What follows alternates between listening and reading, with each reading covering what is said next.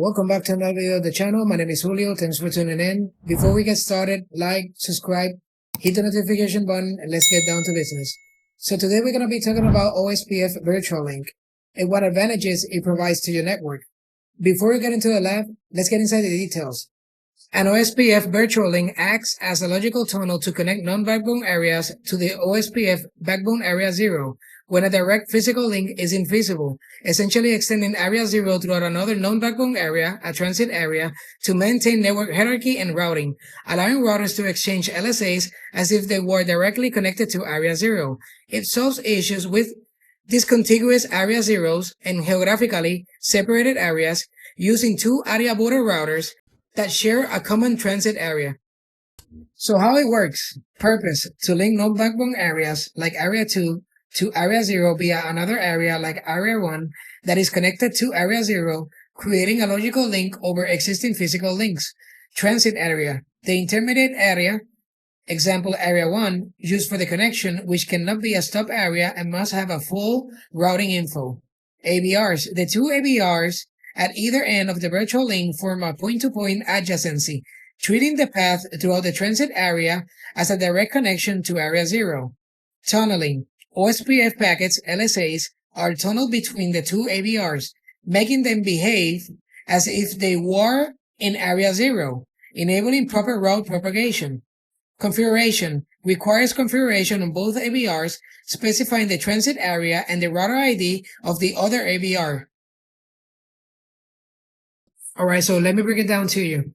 The first thing we're going to do is we're going to configure R3. We're going to configure Ethernet 0/1, which is going to be the physical interface that we're going to use for the WAN. And this is the router that is actually running on area 2. And he needs to reach area 0. And that's where R1 and R2 comes into play. Once Ethernet 0/0 is configured with the corresponding IP address, which is going to be our WAN between R1 and R2, we will place it in area 1.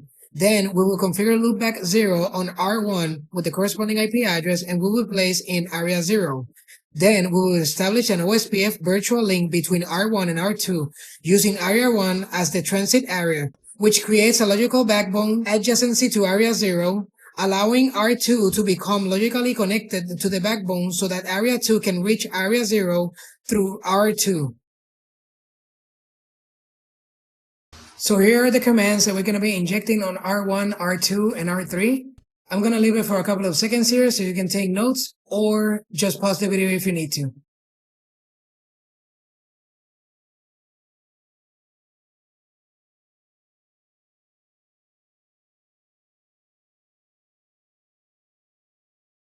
Now that we have finished covering up the details about OSPF Virtual Link, let's go inside CML now and let's get started with the lab. Let's get it, guys. Alright, so we're inside CML now. We're going to start with router number 3. We're going to configure Ethernet 0/1 with the corresponding IP address. We're also going to configure OSPF, and the area we're going to configure this router is going to be area 2.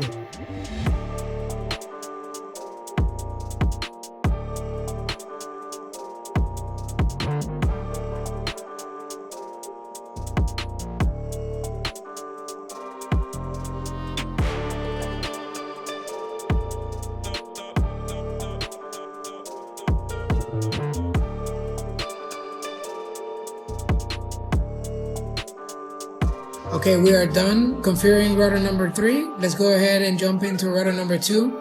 Let's configure Ethernet 0/0 and 0/1 with the corresponding IP address. We're also going to configure OSPF. We're going to configure area 2 pointing to router number 3. And we're going to configure area 1 pointing to router number 1.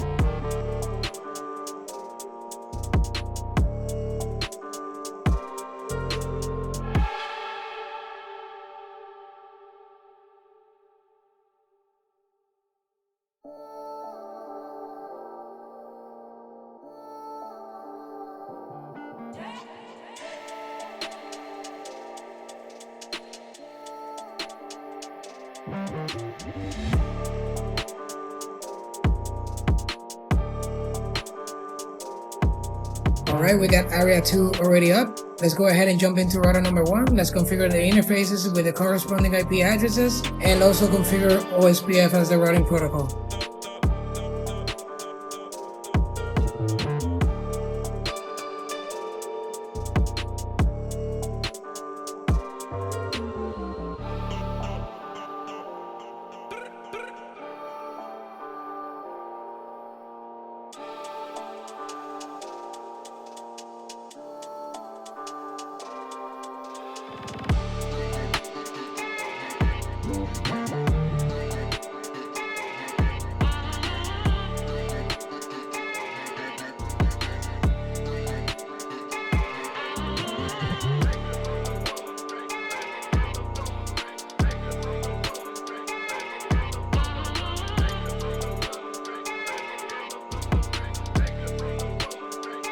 Alright, we got area 1 already up. Nice.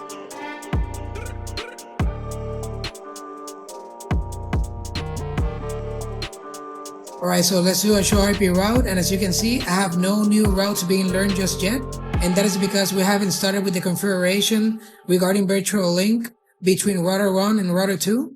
But before we do that, let's go to router number 3 and let's do a show IP route. And as you can see, I have no new routes being learned just yet. Let's jump into router number 2 now. Let's get started with the virtual link configuration. And this is what we need to get area 2 to learn routes from area 0 and vice versa. Alright, so let's go inside the OSPF instance. Let's type area 1 virtual link 1.1.1.1. Okay, this site is already configured. Nice. Let's go ahead and jump into router number 1.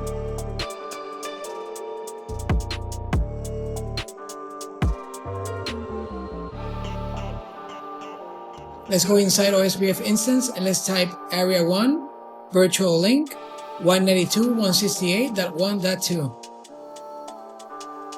And we got the virtual link up. Awesome. Let's do a show IP OSPF virtual link. So we have the state of the virtual link, which is up. Awesome. And we also have the transit area 1, which is the area that we're using to connect area 2 to area 0. Let's do a show IP route, and as you can see, I'm now learning the 192.168.2.0, which resides on area 2.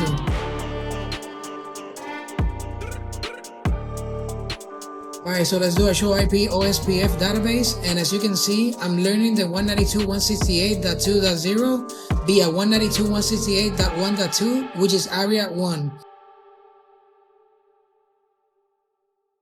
Let's jump back into router number 3. Let's do a show IP route, and as you can see, I'm learning the 1.1.1.1/32, which resides on area 0 on R1, and I'm also learning 192.168.1.0/30 that resides on area 1. Let's do a ping test to the 1.1.1.1, and as you can see, I got a response back. Awesome. So this is all gonna be for today's video. I hope you enjoyed the content. If you did, please give it a like. And as always, this is Julio. I'll see you in the next one. Peace out.